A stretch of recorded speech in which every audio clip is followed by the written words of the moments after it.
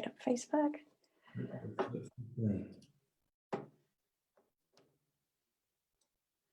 Okay, I think we are live. It's Rachel Flower live on the Excluded UK Facebook page. This is the first time we have done this. So I'm hoping that somebody joins us live and can let us know that the feed's coming through okay, and that you can see me and hear me. Who have we got? Anybody joining us live? Give us a shout out. Let me see. Are you logged on, Paul? Logged on to Facebook. That's okay. I'll keep an eye on it. People watching, so we're all to go. Us. I'm Rachel Flower. I'm here live on the Excluded UK Facebook page, and this is the first episode that we are doing of a series of episodes which we're calling Raw and Real, where we are going to be sharing some human stories from members of our Excluded UK community. And I'm really excited because I've got somebody very special joining me for our first episode, which is Paul. Hi, Paul. Hello, nice to be here. Your first guest. Yeah, absolutely. And I'm really pleased that you said yes to come and share your story today with the Excluded UK people that are already following the page. But what we actually want to do is get the message a little bit further and wider around the people who have been affected by the situation that we find ourselves in here at Excluded UK. And really, I suppose, to start showing the people behind the stories. We've been getting lots and lots of coverage this last couple of weeks from the press and the media, who we're really grateful are going out and talking to members of the Excluded UK community. They're giving them a chance to tell their stories, to show how they've been affected by being excluded from the government financial measures.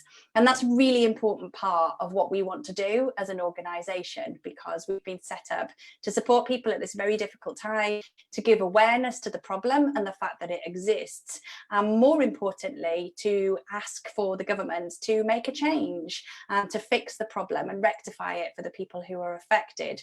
So we're really grateful. The press have been going out and they're publishing our stories in written form. They're starting to talk about us on TV, and they are helping us with our social media awareness campaign. So that's fantastic. But we thought there's always so much more that we can do. And that's why we've decided to start these, we're calling them Raw and Real episodes, so that every day we'll invite somebody in, like your good self, Paul, and just talk about how this issue has affected you, and what I guess, the most important thing is for people to see that we are real people, we've got real stories, and actually the impact of being excluded from these measures is really very serious and needs urgent redress. So with that in mind, thank you so much, Paul. And I chose you for a particular reason. You put a video up in our group, which just got such a wonderful reception because you've got such a warm personality. And I think that's also a little bit to do with your job and your business. Could you start by telling what it is that you do? Well, I'm a hypnotherapist, and I've been working as a hypnotherapist for about 4 years. But I was originally a teacher, so I worked as a teacher for 12 years, and then I retrained to start my own business. I started with one client on a Saturday, and then I was working 5 days a week as a teacher, and I managed to kind of work 1 day as a therapist, 5 days as a teacher, and over time I got up to 2 days therapy, 4 days teaching. I was always working 6 days a week until in 2019 I took the plunge. I left teaching at the end of the school year and I started up full-time in hypnotherapy, about 30 minutes a week. People with anxiety, people with depression, lots of people wanted to stop smoking. It was an amazing experience, really. I had a very successful business very quickly, really quickly. I built it up. What date did you say you set up that business? Well, my first client came through the door February 2017. So for a good 3 years, I was kind of building it up. It was the end of the school year in 2019, July 2019, when I took the plunge, handed in my notice, and I went in full time. So I've been working kind of like full-time hypnotherapist from July, August onwards until today. Okay, and I mean, that's amazing. I love championing small business owners, and I know it's really, really hard to get started up in business. So you've done what many small business owners do, and you've kept your part-time role, which you were a teacher, and I know you felt very passionately about that job. So you worked part-time in that job, you set up your business, and you've basically been trying to tip the balance so that you became full-time in your business. Now, just for people watching this, if they're not aware, what's happened as regards the self-employed scheme is that the government has set a rule that if somebody, looking back at their 3 years of accounts, if somebody has had more than 50% of their income come from a role rather than being self-employed, then they're automatically excluded from the self-employed scheme. They get absolutely nothing if they've structured themselves in that way. And that's what's happened to you. Is that right, Paul? You thought that you would be covered by the scheme, you went and applied, and you got told that you weren't eligible. Yeah, and it's been, I mean, when I think for 3 years I was working 6 days a week, actually physically in work, and then 1 day a week doing all the marking and all the stuff for school, I feel like, you know, I've been putting in hours and hours of work to get to this position. So I just feel that my business at the moment deserves a bit more, and particularly since my business is all about helping people with anxiety and depression as well, and stop smoking. These are all the themes that I keep hearing on the news as well. These are the people that they want to be in place after, when we all go back, to kind of mop up some of these problems and help people cope with the transition back. And that's why it's so frustrating that it feels like at the moment my business is being binned. Yeah, and you're not on your own with that. As you know, since you joined the Excluded UK community, we have well over 10,500 members now. We actually estimate within the UK there are probably around 3 million people affected by being excluded from these measures, and so many of those people feel similar to you, that they've been left behind, they've been ignored in their hour of need, feel devalued in terms of the contribution they've been making to society for so long. I think this 50-50 rule around SEISS is one of the hardest ones to swallow, because you've been paying your taxes during all of that time. As you say, you've been working 6 days a week, and so to then, in the wake of the pandemic, be told that that rule makes you non-eligible for financial support, that must have been really, really difficult. Can you tell me about what happened when you realized that you wouldn't be eligible for any support? How did you feel, and what was your response? Well, I remember that kind of rollercoaster, because the first time they announced furloughs, and it was this horrible feeling that my word, all self-employed people are going to be left out. And then I remember there was that press conference where it was almost said that he's going to make an announcement, Rishi Sunak's going to make an announcement about self-employed people, and you felt finally this group of people is going to be helped, because it was very isolating to feel that half the people were being helped and self-employed people being worked. But when he made the announcement that actually, yes, self-employed people are going to be helped out apart from this kind of tiny minority group, it was, yeah, that the feeling was complete isolation, really. It's like, you know, if you've got 5 kids and you help 4 of them out and one of them you don't care about, it was that kind of feeling, that it was a real feeling being left out in the cold. And I think when all of the self-employed people were in that group together, you kind of felt, although it was devastating, you felt a security, because you thought there's so many of us and we're all in the same boat. So I'm in this big group, but now I'm in like a tiny group of people. And it does feel like, it just feels like the more days that go on, the further behind you're getting everyone else who, in a way, seems to be getting on with their lives and looking forward to going back to work and picking up where they left off in a lot of respects as well. And I've got so much rebuilding to do of my life on the back of what's happened, and that doesn't seem to have any parity with a lot of other people's situations. You know, I don't want to take anything away from everyone else. Everyone else has suffered, but you know, I'm not asking for any special treatment. I'm just asking for the same treatment as everyone else. And I deserve it. I've been working 6, 7 days for years, and I've worked very noble jobs in terms of helping people, and working as a teacher and a head of year, and juggling that with trying to start a business and being everything that I thought this government values in terms of entrepreneurship and hard work and putting in the hours and grafting and contributing more than you take. You know, I've ticked all those boxes, and that's why it's not just financial hit, it's kind of heartbreaking at a personal level that why wouldn't you want to back people like me, you know?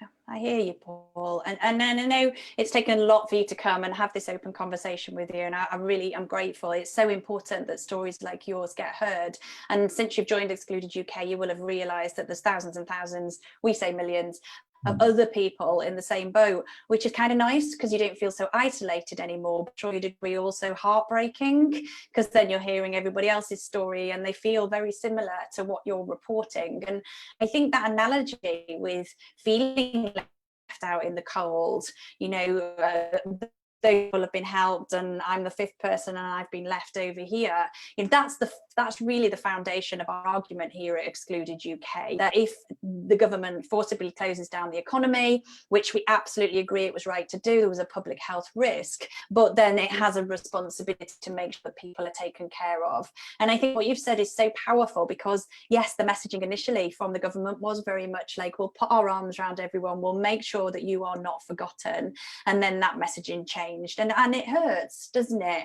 And it's one of the reasons I picked you today to come and talk about it, because I think with your training and what you've been through, you are brilliant. You have a level of resilience, and that helps you to come and have this conversation with me today. But I know you share my concern for the people in the group who perhaps haven't yet got that level of resilience, and this is really affecting their mental health quite severely at this time.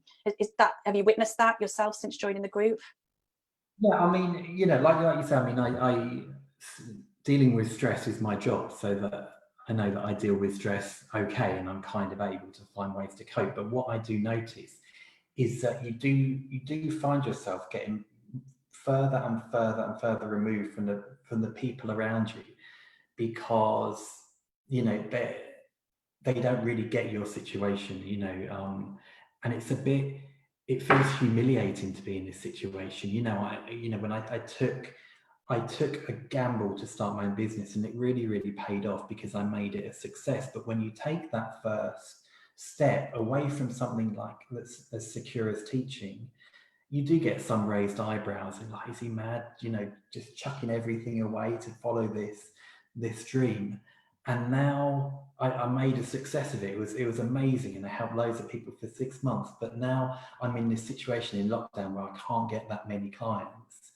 It feels a bit like I've become a little bit of a charity case. I don't really want to discuss it with my friends, because I was the one going out there saying I'm going to make this business work, you know. I do know, I do understand, and I'm really at pains to stress to you and all the other members of Excluded UK, this is through no fault of your own, and it's totally understandable that you feel that way, because the situation we found ourselves in creates that, but it's through nothing that any of us have done. And this is really why we're bringing awareness and asking for the government to fix the problem. The Treasury report has been very clear. They've made a strong recommendation to the government to fix this problem, because they say it's unjust and it's unfair for all the reasons that you've just highlighted.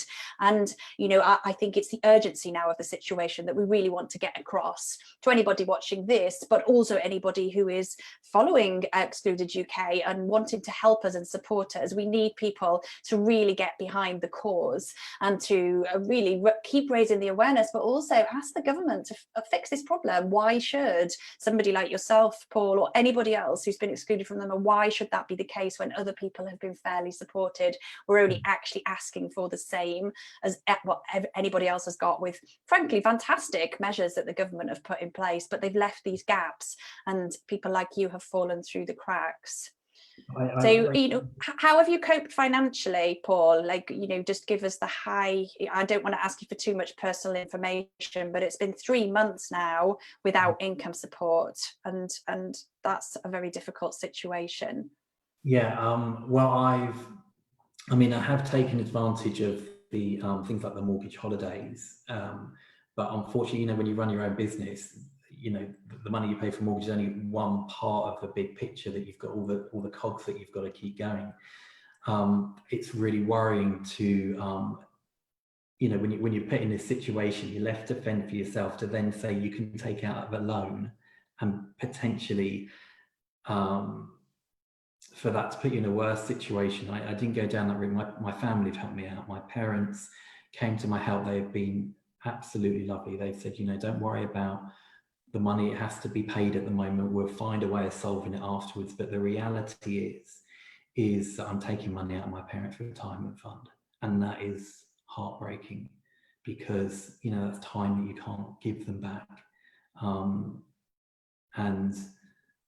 And you know, that's not a position that you want to be in. So that you know, it's impacting me, it's impacting my business and my clients, but then it's impacting my parents as well. So then it's impacting my family. The tentacles of this are huge, really. So yeah, there's more than one victim in this, really. Yeah. Thank you for sharing that. I mean, I find it quite hard to stay non-emotional as I'm listening to these stories, and that's why we want to do the raw and real exposure of this, you know, to show the impact that it's having is like a ripple effect, you know, and God bless your parents for helping you out in your hour of need, but I can also imagine that that's just really difficult for you to accept that help. And, you know, like you say, we don't want to be a charity, we're here to stand on our own 2 feet, but when other people have had financial support, and rightly so, and you've unjustly been excluded, it's just simply not fair. So, you know, I really want to say from the bottom of my heart, thank you for coming and sharing the story today. It's not just a story, it's your life.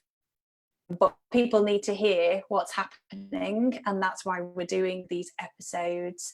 And you know, I also want to say to you that you come across so calm and collected, and actually, you know, you've probably got every right to be really angry and frustrated and despairing, and we see a lot of that from our members. Again, one of the reasons I picked you is because the whole point of Excluded UK is to stay as professional as we can and ask for the problem to be redressed. But actually, we are feeling very frustrated and angry about the way that we've been treated, and the sooner this gets fixed, the better. Thank you from the bottom of my heart for coming and telling your story. Is there anything you want to say as kind of a final message to bring this episode to a close? We could talk about it for another hour, but we're trying to keep them quite short, and just give a little sort of insight. I think the only thing that is just really jarring in my mind, I mean, I don't really get the economics of what they're doing, but the story that I seem to be hearing is that they're going to really plow lots of money into entrepreneurs in the future, which is a good thing to happen to rebuild our economy. But it's going to take so much to start new businesses from scratch, and the businesses that are here at the moment, like my business, is already going. It's already got the foundations, it's already got the structures and the marketing and all that kind of stuff in place. So it won't take as much money to keep me going, so that I can just pick up where I left off and rebuild and pay the taxes and recontribute in the same way. But I can't see the logic of jeopardizing my business and then plowing loads into a new startup, which would do exactly the same thing. Does that make sense? It absolutely makes sense, but I suppose the problem is that the measures and the exclusions don't make any sense, and that's what those are exactly the questions, Paul, that we're trying to ask on behalf of you and all of our other members. At the very least, we want policy and rationale for why these exclusions have happened in the first place, and then why 3 months on they've still not been fixed. So we are absolutely holding out to get formal response from the government within the next 7 days at least, because they've had the Treasury report now since Monday. And you know, we just will not stop fighting for justice for yourself and the other Excluded UK members until we get at least that policy and rationale, because we say there is no rationale, and we want it fixed, don't we? And exactly as you say, you know, I can just tell from the short time we've known each other that your business will go from strength to strength, and you'll continue to help many people as we look forward and help rebuild the economy. But it's not fair for you to build that from an absolute ground zero. It's just not fair, and this is through no fault of your own. So stay in the, thank you very much within the community. Thank you to Excluded. You. It's a lovely warm space actually, and I met lots of nice people, and to be in, you know, when you're in lockdown, to be in a group where everyone's championing each other is really nice. So thank you very much as well. Yeah, thank you so much. Okay, and thank you for you at home watching this episode. It's the first episode that we're calling Raw and Real here at Excluded UK. I would say I hope you've enjoyed listening to Paul's story. I don't think that's appropriate, although he's a fantastic person, as you can tell, but it isn't enjoyable listening to these stories. They're absolutely heartbreaking. We want to bring them to the national attention, and we want to draw more attention to this terrible situation that millions of people have found themselves in. Thank you for watching. If you would like to share this, obviously if you'd like to follow the page, follow us on Twitter, and if you want to contribute to helping us to solve this problem, then by all means message the page, let us know what help you could provide, and we would love to hear from you as we really continue to fight for justice in regard to this situation. And yeah, we're going to be back tomorrow. We're going to keep going with these all week, so feel free to come back and watch more of these episodes. And yeah, we will keep going. We won't stop until this situation is fixed. Thanks, Paul. Thank you. I'll see you inside the group. All right, cheers. Thank you. Bye.